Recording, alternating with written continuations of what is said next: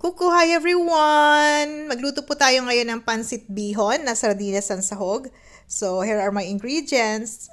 Yan na po yung ating sardinas, syempre yung bihon. And then I have here bawang and sibuyas, courgette, carrots, mushroom and bell pepper, and spinach para healthy ang ating pansit. Oyster sauce, and black pepper. Mainit na kawali, lagyan na natin ng mantika. And then, let's put the bawang. Lutuin po natin yung bawang para mas malasa. Yung medyo brown-brown na siya. Ayan, pwede na yan siguro. Ilagay na natin yung ating sibuyas. Wala akong sibuyas na iba. Actually, pang salad yan eh. Yan na lang muna ginamit ko. Pwede na rin yan. Di naman yan aaray at magre-reklamo. Ilagay din natin yung ating sardinas. Pinili ko yung pula kasi mas masarap yung medyo maanghang.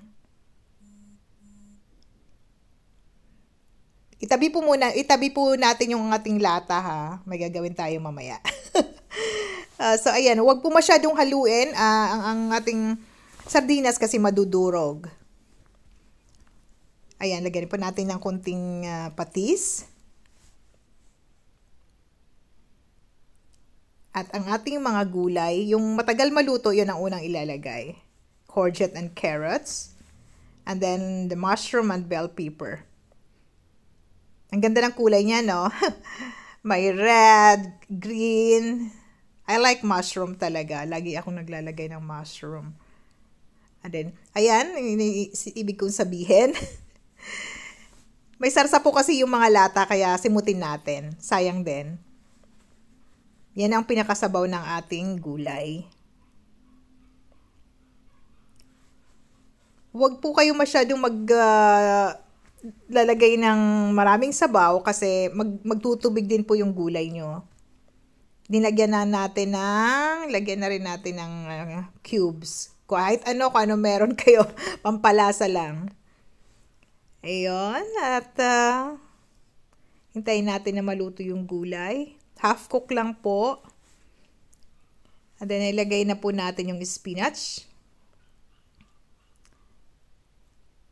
Masarap talaga pag ang pansit maraming gulay. Half cook lang po ang ating pagluto. And then, malapit nang maluto yung gulay, ilagay na po yung ating oyster sauce. Pampalasa. Huwag po lamog ang gulay kasi hindi po masarap pag lamog ang gulay. Ilagay na natin yung ating bihon. Ibinabad ko na po siya sa tubig para madali siyang maluto. Ayan po. Haluin lang ng haluin hanggang maging pantay at maging luto na yung bihon. Magdagdag po kayo ng warm water kung sa tingin nyo po kulang yung sabaw at medyo hilaw pa yung inyong noodles. Yan, haluin lang natin. Baka yung gulay lamog na sa ilalim. Okay, pwede natin lipat sa lalagyan. Here is my pansit bihon. Thank you for watching. God bless you all po.